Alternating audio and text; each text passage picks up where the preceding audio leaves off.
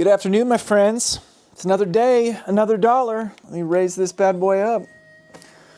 Had a lot of thoughts over the last few days. Actually, one of the greatest parts, one of the greatest things about taking a little bit of break, some time off from everything, is that you become receptive to new ideas, new thoughts, new processes. It gives your mind a chance to chill out. I don't like the way that looks. I'm going to go backwards. Gives your mind a chance to chill out, and then also focus on creating solutions to the problems that you might be having, or even seeing the problems you might not have been seeing until you took a break, right? Taking a break just gives us a chance to be introspective, and then maybe even allow us to look at everything that we're doing from a different perspective. Sometimes when we're in the thick of everything, it becomes difficult to see where what we're getting hung up on. So I've had a lot of breakthroughs over the last few days, and some really, really insane things are going on in the business right now. And I have completely shifted the way that I think about how we're going to scale an opportunity in our business. One of the things that I realized we don't have a lot of in our current business model is our own assets. So as you guys know, who've been following me on this channel for a little while, I run a done-for-you YouTube agency. That's the main hustle. We do just over $1 million a year with that. I have a coaching business that does just over, I think we're going to finish $600,000 or $700,000 for the year. And then I've got a conference that we're prepping for the end of 2025, October, and we've already raised $55,000 for that. So getting pretty close to that $2 million mark this year, 2024. Super stoked about that. So the thing that I have realized, again, in our business is that we don't have our own assets. So what ends up happening is we have a client who hears about us. They come in, we take care of them, we crush it. We work with them sometimes for a couple of years, 2-3 years, and then they bring it in-house, they bring their services in-house, or they scale beyond needing our help, and so we let them go as clients, and then we're off looking for more clients. And so it's always kind of this race of holding onto the clients that we currently have as long as humanly possible, and then finding new clients. And so sometimes it can feel like 2 steps forward, 1 step backward. And the thought that came to my mind over the last week as I was taking my break for Christmas was that I need to own more assets. And what that means for us, because we're YouTube growth experts, is what better way to prove our worth and increase our value than to build our own YouTube channel. So right now I'm currently in the process of acquiring a YouTube channel that is already cash flow positive. It's already got a team that is handling everything on the back end, and so all I need to do is come in on the front end and do my thing, strategize the content, double down on the things that are working, and then blow it up. That is the goal with this new channel. And then that is a owned asset. That is something that will have its own valuation that we can include in our valuation, and it will bring in constant monthly revenue without me having to worry about losing a client. So that's been good. That's been good. Now, that's one big thing. So I want you guys to understand this. I think that this is kind of a breakthrough for me, in that agency or any type of service that has a customer churn, you have to focus on lifetime value. And when you have your own assets attached to the business that have their own value, that are generating revenue, now your valuation of your company goes up, especially if those assets are more automated in nature. It's like owning real estate, right? It's like if you buy a house that is already rented, that house is worth more because you don't have to go find a renter. Now, obviously, valuations of homes are a lot different than valuations of businesses, and I get that. Some of you guys who are listening to that, and you're like, that doesn't make sense at all. It kind of does, and it kind of doesn't. Hopefully that makes a little bit of sense. But when you're looking at business valuations, and the things that move the needle in terms of multiplier, right? If somebody's coming in to buy your business, the price that they pay for it is usually a multiple of your revenue that you're doing. EBITDA is fancy word for talking about how they factor in what counts as revenue. But it's a multiple of that EBITDA, of that revenue. And if if I am required to be the face of the company, then that makes things difficult to sell. It lowers the multiple, because as soon as I leave, then the potential buyers are going to be less interested, or it's going to be harder for them to scale the business without me. And that's where we've been for the last 6 years, is I have been the face of the company. I'm the one who get all the referrals. Then I pass it off to my team. And if I pass it off to my team, generally that results in a lower lifetime value, because the people who come to our business want to work with me.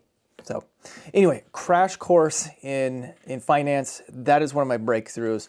But the real reason that I want to share, or the real reason I wanted to make this video, was to answer a question that somebody had. And so we're 6 minutes into this video right now, and I don't know what I'm going to call this video, because 6 minutes is a very long time for an update and a hook. And I want you guys to know that I want to make sure that I'm delivering on the value of the title. Very important for all of you guys who are interested in buying YouTube channels. So this is a question that came from Beth Merrill 305. Beth, I'm assuming, is a female. I hope, unless it's like Merrill is the first name, Merrill Beth. But I'm just going to make the assumption that this is a female. So Beth left a comment on my last video that says, how did you find or get started with a company you have now? I'd been considering starting some sort of company, but I feel I can never find what I would love or be ambitious about, except flying. Currently working on my pilot's license, but also working an hourly job and working towards my commercial license, so I can get paid to fly. Okay, awesome. Number one, not everybody should be an entrepreneur or should have a business. You should only have a business if you're feeling it, like if that makes sense to your situation.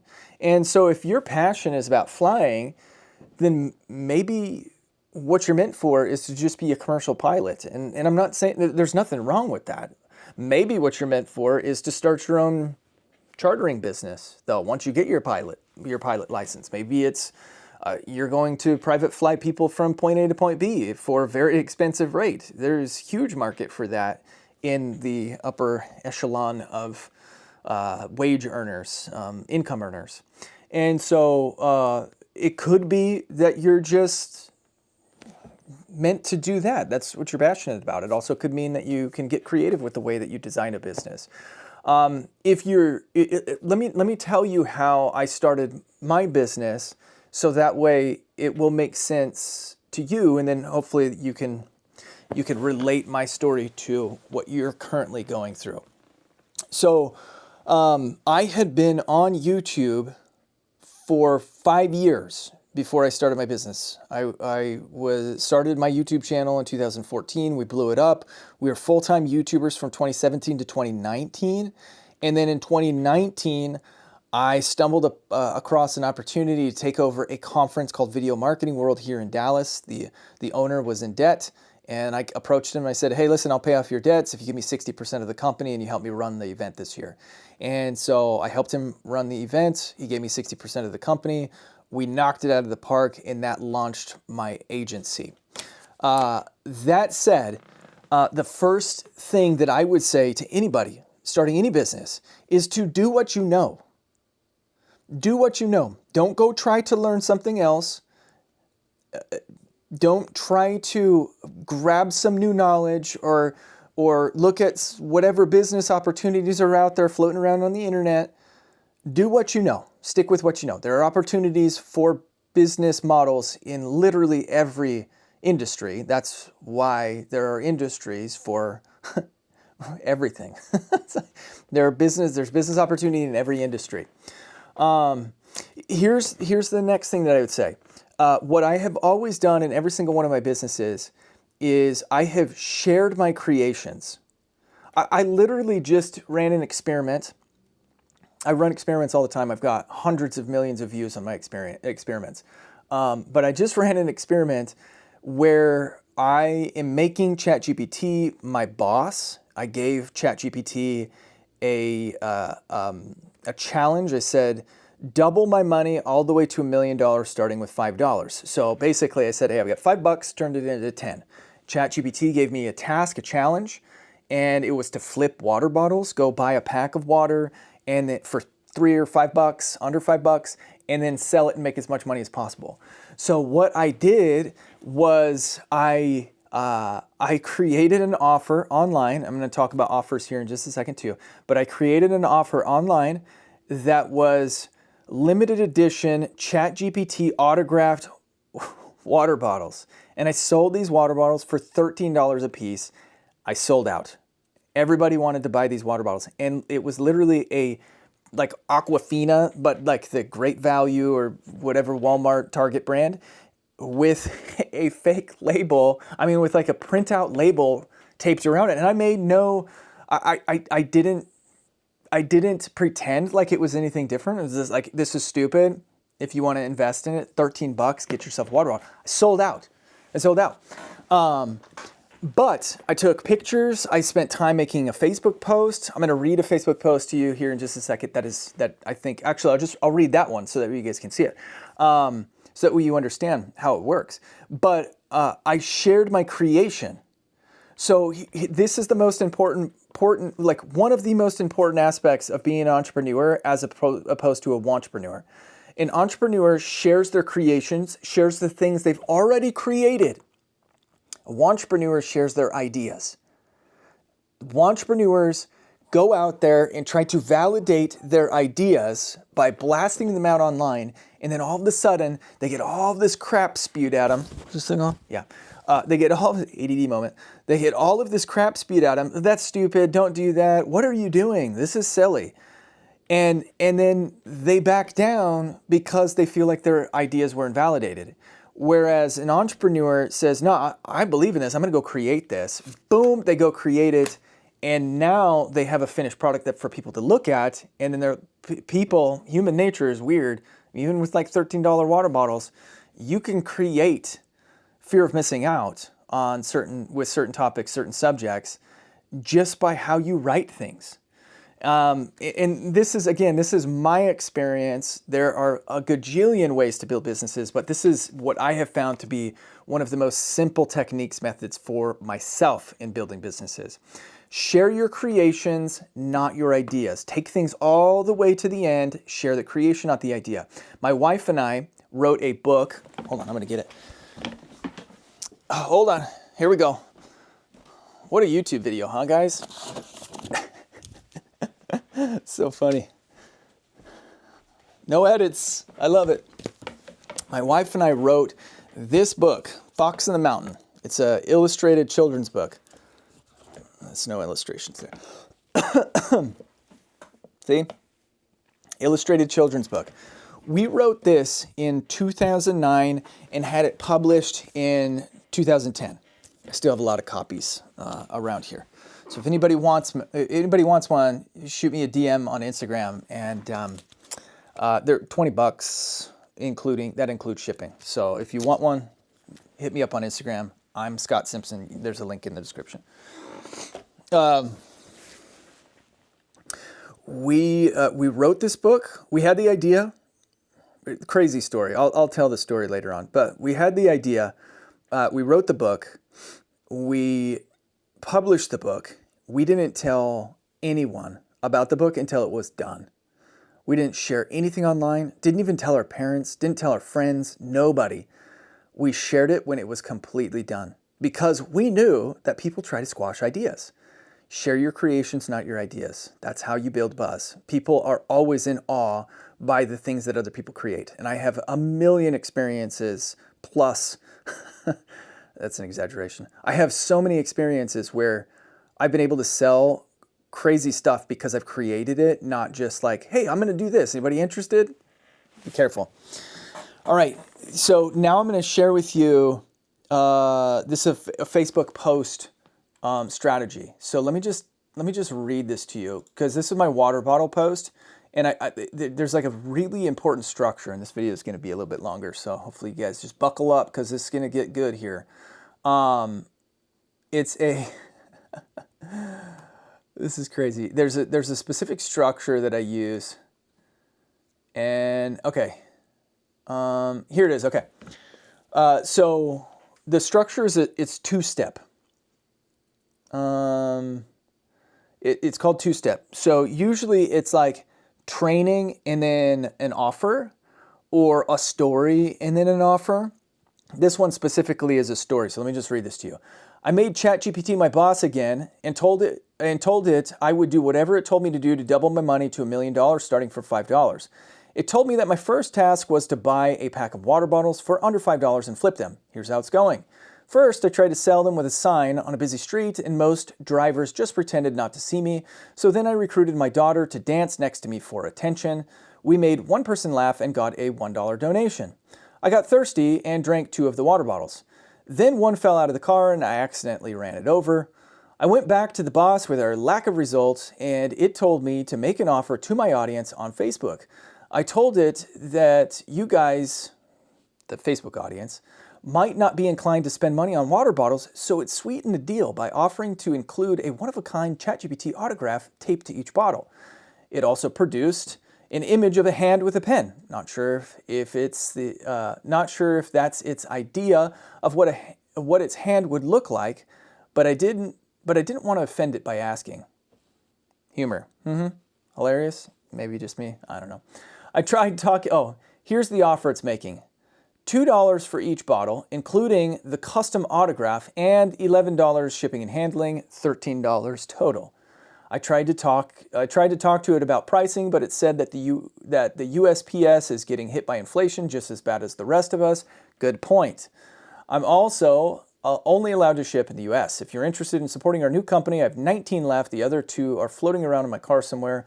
I will ship directly to you. It's a perfect physical NFT just in time for the holidays. Type interested below and I'll send you my Venmo information. By the way, this is all being filmed and will go on social media, and all of the profits will be doubled in the next task ChatGPT gives me.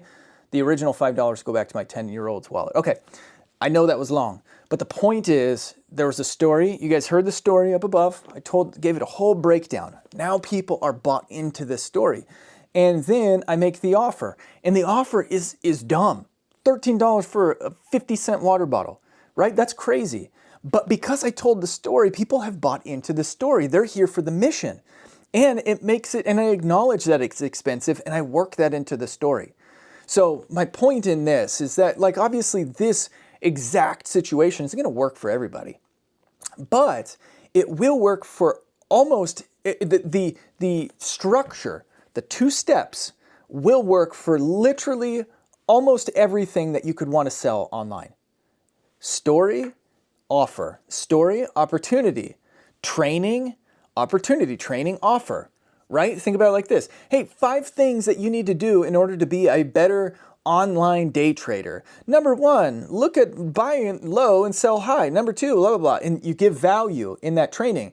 And then you end up with, by the way, if you guys want to learn more about this, I'm hosting a free workshop where you can do X, Y, or Z. All you got to do is type interested in the comments and I will give you access to it. Right here, even in this post, let me just show you. Guys, I don't know if you can see that. Hold on, let me do this. Whoop. Yeah, so you can see. There's the post. And then I added a video, I added the physical things, ChatGPT autograph. I showcased what it was going to be like. Shwink. And voila, that's it. My profit, I turned $3 into $47.83. That's what I have to flip next. Whew, pretty crazy, huh? And then all of a sudden, people are just like, I'm interested. And I just sold a bunch of them. Okay, next step, over-deliver. Over-deliver always. Always over-deliver. Throw in something else. Give them something to talk about. Like, this is something that's crazy. Like, people were like making posts about it because it's so dumb. People were sharing my post because it's so dumb. I over-delivered. I gave them something to talk about. If I'm good at anything, it's giving people something to talk about. And man, do I got a lot of stories. And then from there, my friends, share your success stories. Share the client success stories. The goal, like, think about it like this. When you buy an iPhone or any cell phone, I don't have an iPhone, I have a Samsung. Yep, I'm one of those types. When I buy a new phone, everything from the purchase to the delivery to the opening of the box has to be experiential. It has to feel good. It has to give me that dopamine hit. If at any time during that entire process I feel negative, then that's going to give me buyer's remorse. And so your goal as an entrepreneur is to make sure that every step of the way, every step of the sales process, every step of the delivery process, you are giving them an experience that is positive, that's making them feel good, that's making them not regret buying from you. And if you do that well, then they're going to tell all of their friends. And if you have really cool experiences that they can share on social media, your business it's game over. Like, you're going to blow things up. No doubt in my mind. All right. Hope that helps. Thanks for enduring my 6-minute intro. I think that this was actually pretty comprehensive. So for those of you guys who stuck with it, I'm excited to hear from you. Leave your questions in the comments. I made this video based off of somebody's comment, so I want to help you guys as well. All right. Get you in the next one. Later.